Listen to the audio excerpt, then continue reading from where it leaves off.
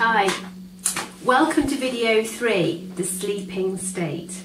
Okay, first things first, this video, this set of films and awakening is not a magic pill.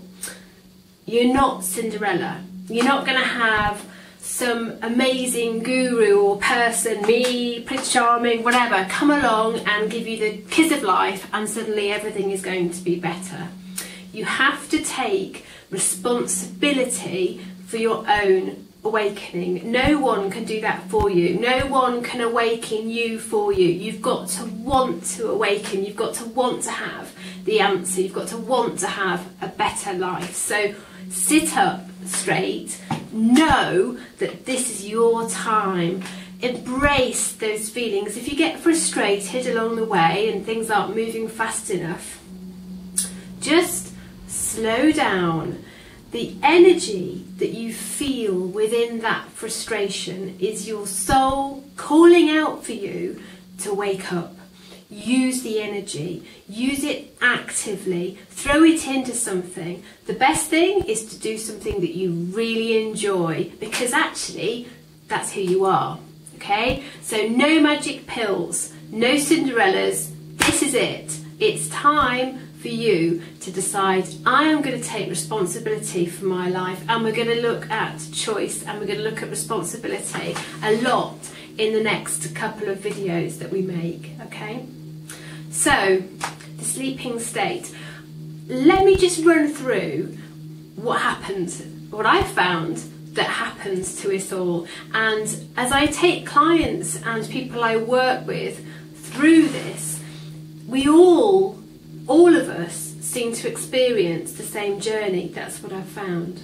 Okay, so think about, feel, when you were younger and when you are in your late teens, early 20s, you have inside of you this core energy, this strength, this knowing, this feeling that the world is your oyster, that you are who you are. You're excited, you're energized, you are yourself, you have hobbies. In a way, you're still playing, okay? Still playing in that sense, but you feel this core of strength and knowledge. And yes, it depends on personality types and upbringing and background, but I think all of us have an element of that when we are in the beginnings of our, certainly, adult lives. What happens is that we begin our first job, or we go to a university or whatever. We begin our adult life, and we normally begin it by joining some kind of institution, a job, so a company, a university, whatever. All of us want to be accepted, and all of us want to fit in. And so what happens is that we join that place, that organisation, that company, that educational facility, and we mould ourselves to fit. We take on the behaviours of those around us so that we fit in and we join in and we're accepted within that group. And what happens is that we start to gloss over who we really are, okay? And inside of ourselves, we know that, we sense that, we start to sense a gap. Okay, and so what we do is we start to push harder and work harder, and as we do that, to climb the ladder of success, to fit in, to be great, to be top of the class, to be whatever, okay, what happens is that we start to become out of balance. Okay, so it's all work and no play, or we're not very good at this, or we push on that, or whatever. We start to become out of balance, both within our working lives and within our home lives. And we know it. And as we become out of balance, we push harder and harder and harder to fit the mould, to the point where you can become quite anxious, quite agitated, and we look outside of ourselves for feelings of happiness and success. So we dream about holidays, okay? We long for Friday night. We, just go out and buy ourselves a better sandwich on a Friday lunchtime just to make ourselves feel better. And if you throw in this kind of competitive environment that we have, and the whole materialistic celebrity culture that is all over the world, don't fool yourself, it's not just in the UK, America, Australia, New Zealand, South Africa. This is everywhere. in the world, if you throw all that pressure in and that need to conform, all of us get to the point actually where we're just not being who we are anymore. We've lost ourselves. We're asleep. Okay? We're no longer who we are. And the more we're no longer who we are, the more inside of us we feel and know and tell ourselves with our heads and our thoughts that we're not good enough. Okay? And off goes a negative spiral within the head that completely covers up the heart and the soul and who we are. Okay? So we're conforming. Okay?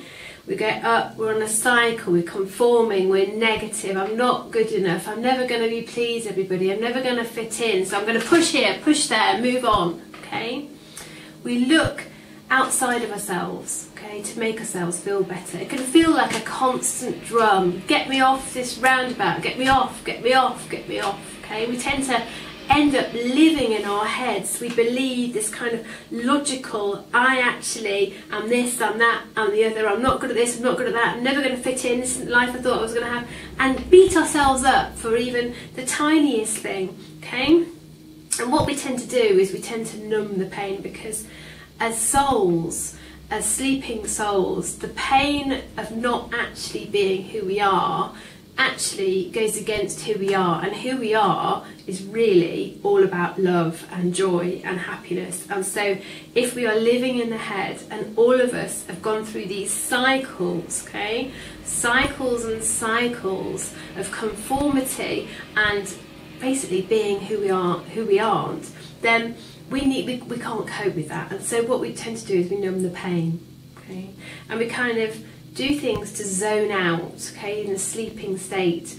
We watch far too much negative television, okay, and it just kind of, it's like hypnosis. It kind of transports us into another person, you know.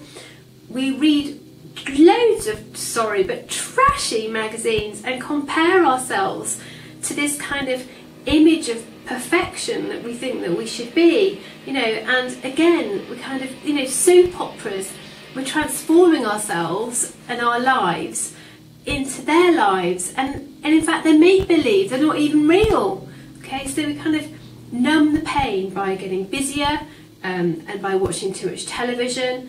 We numb it by drinking lots of alcohol, by going out, by filling our time. Busy, busy, busy, busy, busy, busy, busy, busy, busy. We homogenise our consciousness, and that is not a great way to live our lives, being asleep. Okay. So we're conforming to the image of who we should be. We're asleep.